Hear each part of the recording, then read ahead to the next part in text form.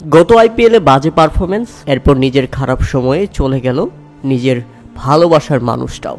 পরে টি-20 বিশ্বকাপে যখন ফ্লোভ হার্দিক পান্ডিয়াকে দলে নেওয়া হলো, চারদিকে ভারতীয় সমর্থকরা রীতিমতো ধুয়ে দেয় হার্দিক পান্ডিয়াকে, সেই সাথে ধুয়ে দেওয়া হয় বিসিসিআইকেও। কেননা ফ্লোভ হার্দিক পান্ডিয়াকে কেন টি-20 বিশ্বকাপের স্কোয়াডে রাখা হলো, এটাই ছিল সবচেয়ে বড় প্রশ্ন। এরপর হার্দিক পান্ডিয়া ভারতকে টি-20 বিশ্বকাপ জেতালেন। পরে আবার সবাই হার্দিক পান্ডিয়াকে নিয়েই প্রশংসার জোয়ারে ভাসছেন। তাই তো ভারতের জনপ্রিয় সিনেমা নির্মাতা রোহিত শেট্টি মনে করেন হার্দিক পান্ডিয়ার জীবনই একটি সিনেমা। সম্প্রতি রোহিত শেট্টি তার নতুন সিনেমা সিঙ্ঘম এগেইনের একটি ইন্টারভিউতে এমন মন্তব্য করেছেন। হার্দিক পান্ডিয়াকে নিয়ে প্রশ্ন উঠে, আর জবাবে রোহিত শেট্টি বলেন, গত 1 বছরে হার্দিকের জীবনটা একেবারে সিনেমার মতো হয়ে গেছে। ওকে নিয়ে কম তো ট্রলিং হয়নি, কিন্তু দরকারের সময় ও কিন্তু ঠিকই বিশ্বকাপ জিতিয়েছে। এরপর সেই হার্দিককে নিয়েই প্রশংসার জোয়ারে ভাসছে সবাই।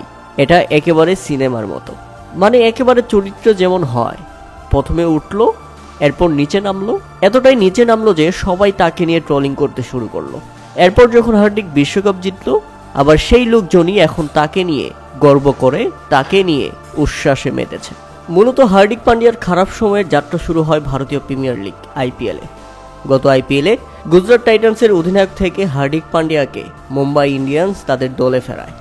এরপর রোহিত শর্মাকে সরিয়ে দিয়ে মুম্বাই ইন্ডিয়ান্সের অধিনায়কত্ব দেওয়া হয় হার্দিক পান্ডিয়াকে। আর এতেই মূলত চেটে যায় ক্রিকেট ফ্যানরা। রোহিত শর্মার মতো একজন ক্রিকেটারের কাছ থেকে অধিনায়কত্ব নিয়ে হার্দিক পান্ডিয়াকে দেওয়াটা মোটেও পছন্দ হয়নি তাদের। এরপর আবার হার্দিক পান্ডিয়া যখন মাঠের মধ্যে রোহিত শর্মাকে দৌড়ের উপর রাখেন, এই ব্যাপারটি ফ্যানদের কাছে মোটেও পছন্দ হয়নি। তারপর থেকেই শুরু হয় আলোচনা সমালোচনা। হার্দিক পান্ডিয়াকে ব্যাপকভাবে ট্রোল করতে শুরু করে সবাই। এমন খারাপ সময়ে তিনি ব্যাটে বলে ব্যাপক বাজে পারফরমেন্স করতে থাকেন।